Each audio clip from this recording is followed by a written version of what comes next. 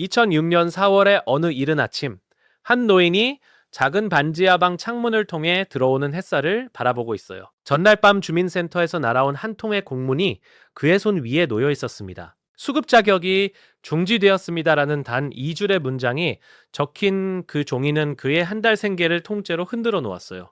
그는 아무것도 하지 않았습니다. 재산을 숨기지도 않았고 소득을 속이지도 않았어요. 그런데 왜 탈락한 걸까요? 시작하기에 앞서 구독과 좋아요 눌러주시면 영상 제작에 큰 힘이 됩니다. 이 영상을 보는 여러분 중에도 바로 지금 이 순간 불안한 마음을 안고 계신 분이 분명히 있을 거예요.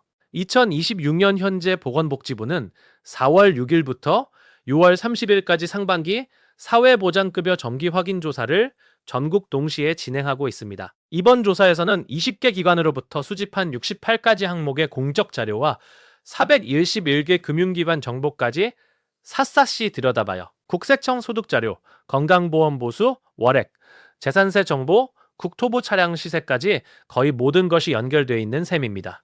문제는 정작 탈락하는 분들 중 상당수가 내가 왜 탈락했는지 처음에는 전혀 이유를 모른다는 점이에요. 그래서 오늘 저는 공식 자료를 직접 뒤져 실제 탈락 사례와 함께 의외의 탈락 사유 시험가지를 낭낭이 공개해드리겠습니다. 미리 알면 막을 수 있는 것들이에요. 이 50가지만 제대로 챙겨도 여러분의 수급 자격은 지킬 수 있습니다. 지금부터 하나씩 같이 살펴봐요. 첫 번째 탈락 사유는 자녀에게 받는 정기 용돈입니다. 부모님을 걱정하는 마음에서 매달 송금하는 자녀의 용돈이 수급 탈락의 원인이 될 수 있다는 사실 알고 계셨나요? 행정 시스템은 통장에 정기적으로 입금되는 돈을 사적 이전 소득으로 분류해요. 매달 20만 원, 30만 원씩 꾸준히 들어오면 그 금액이 그대로 소득으로 잡힙니다. 실제로 한 수급자 어머니는 이혼한 전 남편이 아들에게 매달 보내주는 생활비가 수급자 통장으로 흘러들어와 생계급여에서 탈락한 사례가 있었어요. 보내는 사람이 누구든 내 통장에 정기적으로 들어오면 소득으로 간주됩니다. 두 번째는 타인명의 사업자 등록에 내 이름을 빌려준 경우예요. 친구나 지인이 사업자 등록을 낼 때 명예만 빌려달라고 요청하는 경우가 간혹 있죠? 이게 단순히 명예만 빌려준 거라고 생각할 수 있지만 행정조사 시스템에는 내가 사업을 운영하는 것으로 잡혀버립니다. 2025년 상반기 전수조사에서도 명예 대여 때문에 수급 자격을 잃은 사례가 실제로 확인되었어요. 절대 명의를 빌려주시면 안 됩니다. 세 번째는 주소지와 실제 거주지가 다를 때입니다. 자녀 집에 잠시 머물거나 요양원에 입소해 있지만 주소는 예전 집 그대로인 경우가 있어요. 조사에서는 전기와 가스 사용량, 인터넷 접속 기록, 신용카드 사용 지역 등으로 실거주 여부를 확인합니다. 주소지와 실제 생활 공간이 다르면 가구 구성이 바뀐 것으로 판단되어 탈락으로 이어질 수 있어요. 네 번째는 적금 만기 환급금이 통장에 들어왔을 때입니다. 오래전에 들어놓은 작은 적금 하나가 만기가 되어 목돈이 통장에 입금되는 순간 그 잔액이 금융재산으로 새로 잡힙니다. 예를 들어 금융재산 1,000만 원이 생기면 월소득 환산율 6.2%를 곱해 월 66,600원이 소득으로 추가 계산돼요. 이 금액 하나로 소득 인정액의 기준을 초과하면 탈락입니다. 5번째는 보험 해약 환급금입니다. 저축성 보험을 해약하면 환급금이 일시에 지급되는데 이 금액도 금융재산으로 잡혀요. 보장성 보험은 재산 반영 비중이 낮지만 저축성 보험의 해약 환급금은 실질적인 금융재산 증가로 이어집니다. 게다가 급하게 재산을 줄이려고 해약하면 의도적 재산 감소로 오히려 불이익이 생길 수도 있으니 주의해야 해요. 6번째 탈락 사유는 배기량이 높은 자동차를 보유하고 있을 때입니다. 2026년부터 배기량 2000cc 이하의 차량 10년 이상 또는 차량 가액 500만 원 미만인 경우에는 일반 재산 환산율 4.17%만 적용해줘요. 그런데 이 기준을 살짝 벗어나는 차량을 보유하면 여전히 월소득의 100%로 환산되어 사실상 바로 탈락입니다. 중고차 시세 500만 원을 간신히 넘어가는 차량 1대가 수급 자격 전체를 날려버릴 수 있는 거예요. 7번째는 가족 중 1명이 갑자기 취업하거나 소득이 늘었을 때 미신고한 경우예요. 잠깐 아르바이트를 했거나 일용직으로 며칠 일한 것도 신고 대상입니다. 변동이 생기면 14일 이내에 주민센터에 신고해야 하는데 그냥 괜찮겠지 하고 넘겼다가 조사에서 들통나면 부정수급으로 간주되어 환수 조치의 자격 박탈까지 이어질 수 있습니다. 8번째는 부양의무자인 자녀의 소득이나 재산이 기준을 넘었을 때입니다. 생계급여는 부양의무자 기준이 사실상 폐지되었지만 의료급여는 여전히 부양의무자 기준이 남아있어요. 연소득이 세전 1억 3천만 원을 넘거나 재산이 12억 원을 초과하는 자녀가 있다면 의료급여 수급 자격이 박탈될 수 있습니다. 자녀가 고소득자가 되었을 때 스스로 신고하거나 조사에서 드러나게 되면 그동안 받아온 의료급여까지 모두 문제가 됩니다. 9번째는 내 명의 통장에 다른 사람 돈이 보관되어 있는 경우에요.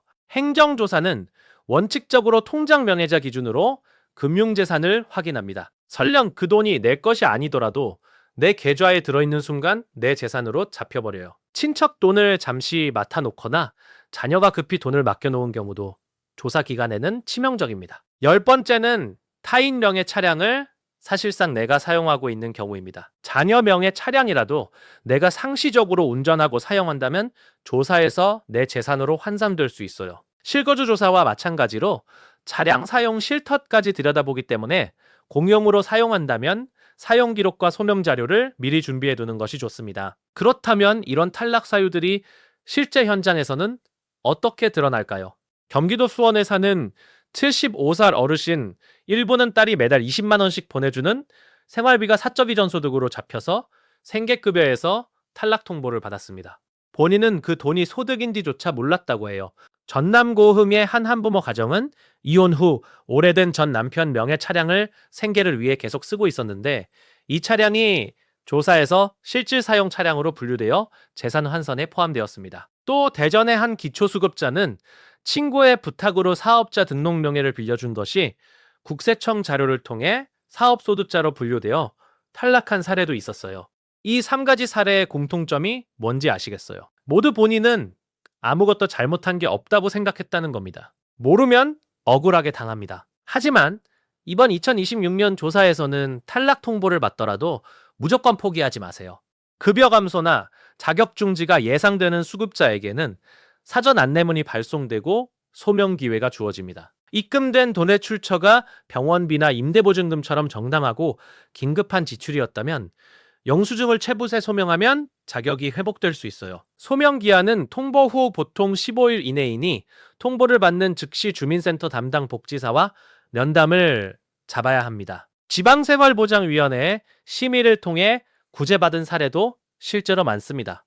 그렇다면 지금부터 우리가 해야 할 일은 무엇일까요? 우선 지금 바로 내 통장 잔액을 점검해 보세요. 적금 만기가 돌아온 게 있다면 그 돈이 소득으로 잡힐 수 있으니 밀리 사용 계획을 세워두거나 주민센터에 알려두는 것이 좋아요. 두 번째로 자녀가 매달 보내주는 생활비가 있다면 그 금액이 얼마인지 확인하고 소득 기준에 영향을 미치는지 담당자에게 밀리 문의해 보세요. 세 번째로 보험 계약 내역을 전부 점검해 보세요. 저축성 보험이 있다면 해약 환급금 규모가 금융재산에 포함되기 때문에 신고 여부를 확인해야 합니다. 네 번째로 내 명의로 된 통장에 다른 사람의 돈이 들어와 있다면 조사 기간이 끝나기 전에 반환하고 관련 기록을 남겨두세요. 5번째로 실제 거주지와 주소지가 다르다면 지금이라도 주소를 이전하거나 담당자에게 상황을 설명해두는 것이 훨씬 낫습니다. 2006년은 기초생활보장제도가 역대 가장 큰 폭으로 완화된 해입니다. 1인 가구 생계급여 기준이 82만 555원으로 오르고 자동차 기준도 완화되었으며 청년 근로소득공제도 34살까지 확대되었어요. 이 좋아진 제도를 지키려면 지금 챙겨야 합니다. 탈락 통보가 날아오기 전에 먼저 손을 쓰는 것이 최선입니다. 지금 여러분이 받고 있는 수급급여는 국가가 보장하는 최소한의 생존권입니다. 그것을 지키기 위해 오늘 영상이 조금이나마 도움이 되었기를 바랍니다. 탈락하더라도 소명은 포기하지 마세요. 잘 모르겠다면 주민센터 복지 담당자에게 찾아가서 직접 물어보는 것이 언제나 가장 빠른 길입니다. 이 영상이 유익하셨다면 주변에 꼭 공유해주세요. 나 하나만 알기 아까운 정보니까요.